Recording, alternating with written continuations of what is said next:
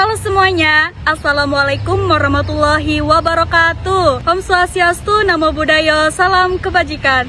Tabi pun, saya Desi Mayasari, MPM 23610195. Di sini saya sebagai moderator dan di sini saya tidak sendiri, saya dengan rekan-rekan saya. Saya Wulan Anggraini. Saya Reksi Raplesia Putra Ananda.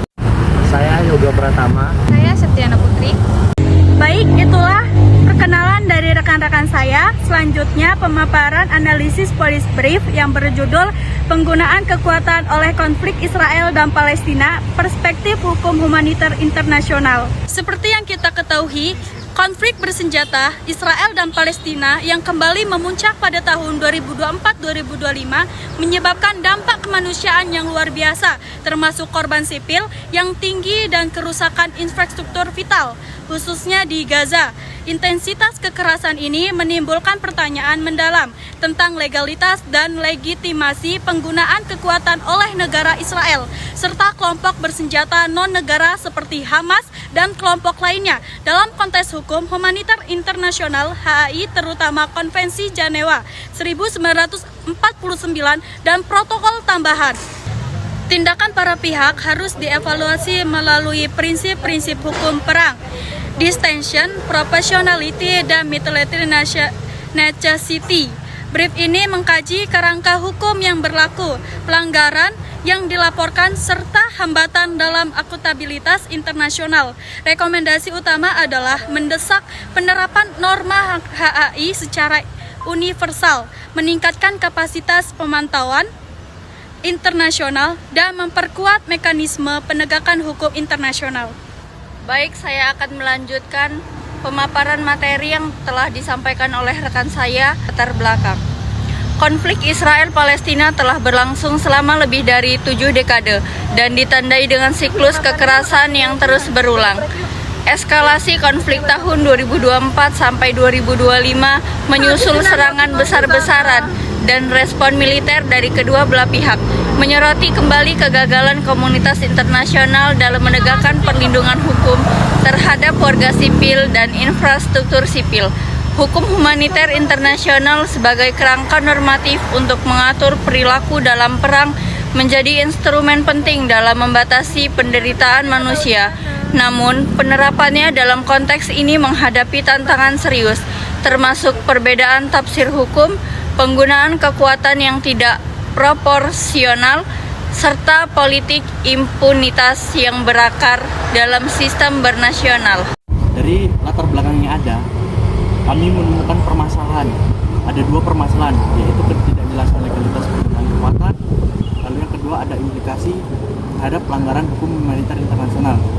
Nah, dalam ketidakjelasan legalitas penggunaan kekuatan, di situ apakah tindakan militer Israel terhadap kelompok bersenjata di Gaza dan tindakan serangan balik dari Hamas terhadap wilayah Israel dapat dikategorikan sebagai sah menurut hukum humaniter internasional. Lalu pada implikasi pelanggaran hukum humaniter internasional, apakah konsekuensi hukum dan politik dari pelanggaran prinsip-prinsip hukum humaniter internasional terhadap warga sipil dan infrastruktur sipil dalam konflik ini? Namun, apa permasalahan terhadap implikasi pelanggaran hukum humaniter internasional ini? Dampaknya adalah dampak pada norma global.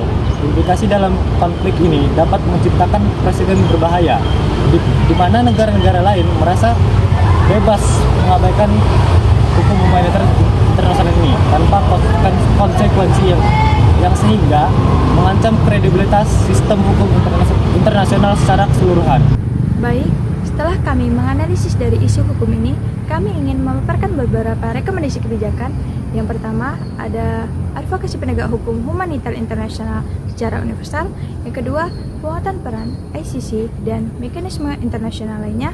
Yang ketiga, monitoring independen dan transparansi akses. Yang keempat, peningkatan perlindungan terhadap warga sipil dan infrastruktur sipil.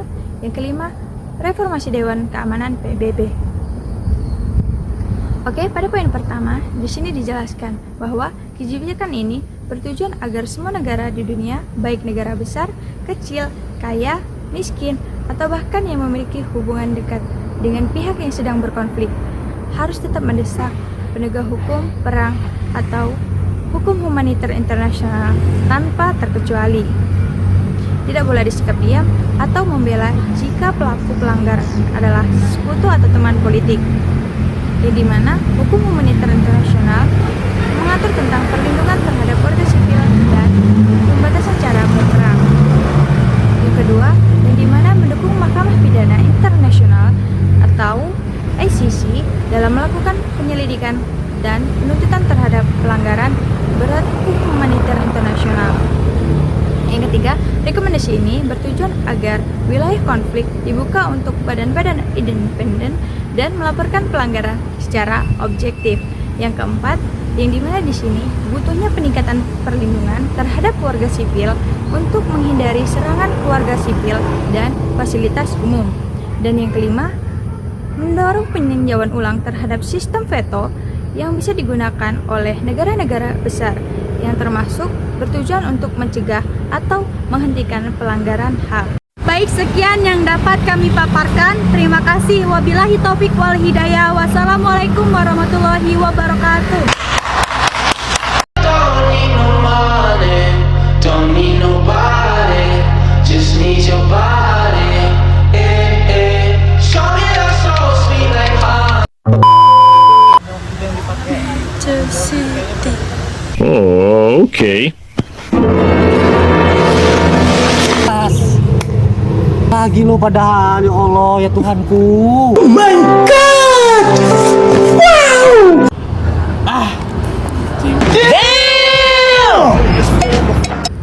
Fuck kata gue teh. Tuh. Natura. Tuh. Pencet, cepetan. Udah dipencet.